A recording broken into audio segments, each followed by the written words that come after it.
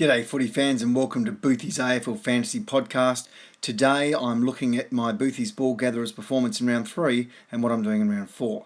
So I scored at the bottom there on the right hand side. I've scored 2,203 just above the red there on the right hand side, and that gives me a total of 6,401 in the yellow on the right hand side at the bottom, which puts me in 9,068th place, which means I went up by about 3,000 places. I had a pretty good round, except I had a couple of young guys that didn't perform well and let me down. So I'm going to put them on the bench and make a couple of changes, as you'll see.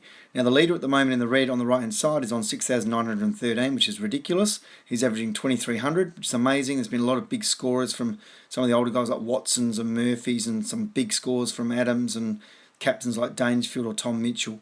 So there have been lots of big scores.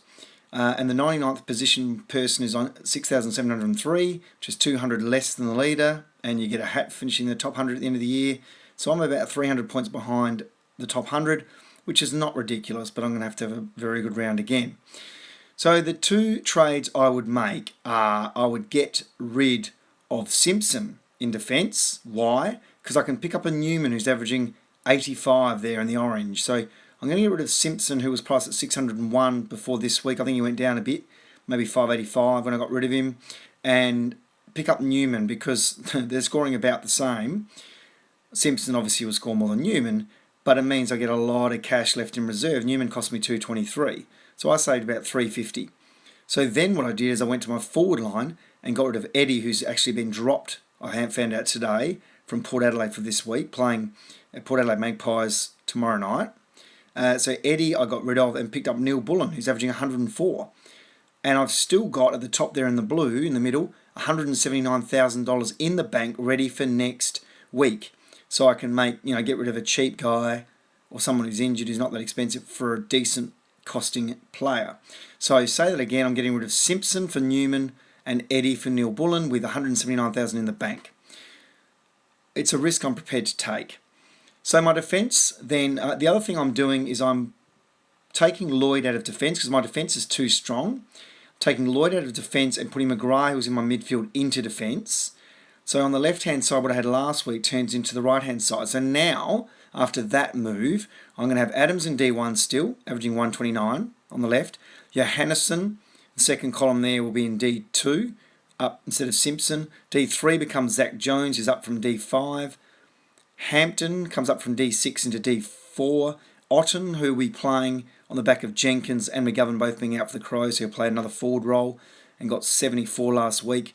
He becomes D5, and Newman in D6, averaging 85. Now, McGrath's actually come onto my bench in defence, and I've put Lloyd in the midfield to make that stronger. So McGrath on the bench, but I think McGrath will get better each week, but he's not quite, playing the Crows this week, or at Adelaide Oval, he's not quite ready to be on my field. He got 55 last week, but I will put him on my field soon. He's sitting on the bench to make money and be ready to go on the field as soon as he gets more experience. Dangerfield captain Gaff Vice. Now, if Gaff gets a massive score tomorrow night, Thursday night, in the West Coast Sydney game, then I might do a decoy move, which I've explained before, by putting Hunter on my field in the ruck, which I can do because I've got Hunter who's not playing for Adelaide. So Gaff Vice captain, if he gets 130 or more, I'll do that. Otherwise, Dangerfield captain, Treloar still, 5 beams. Lloyd in M6 there, as you can see in the second column. Powell Pepper moves into 7, and Barrett comes onto the field in 8 after his 91. Now, Balich goes to the bench with Pickett. Now, Martin Cruiser stay in the ruck with Bruce Emergency, who's been amazing, averaging 87. And my forwards are Dowhouse, Steele, Bradley Hill and Roughhead, who have been solid. Neil Bullen comes in, averaging 104. And Hoskin Elliott was in from last week. So I've got a pretty good forward line now. And on the bench goes Butler and Miles, who are both hopefully playing, but we don't know. So my team's improved on the back of, as I said, Neil Bullen and Newman in good form, both getting over 90. As I said, Simpson will sacrifice and Eddie's not playing. And I've put, players on my field who are performing and switched Lloyd with McGrath. So I feel like I've got a good side. Please think about who you're going to pick on the field. These second and first year guys just aren't performing. My apologies for that. I promoted them. Whereas Newman's 24 years of age. So Barrett's 21 years of age, so he's a third-year player. So try and pick the guys who are 21 plus. Avoid these 18 and 19-year-olds on the field at the moment because they're not performing as well as I'd like. Choose the third-year players or more.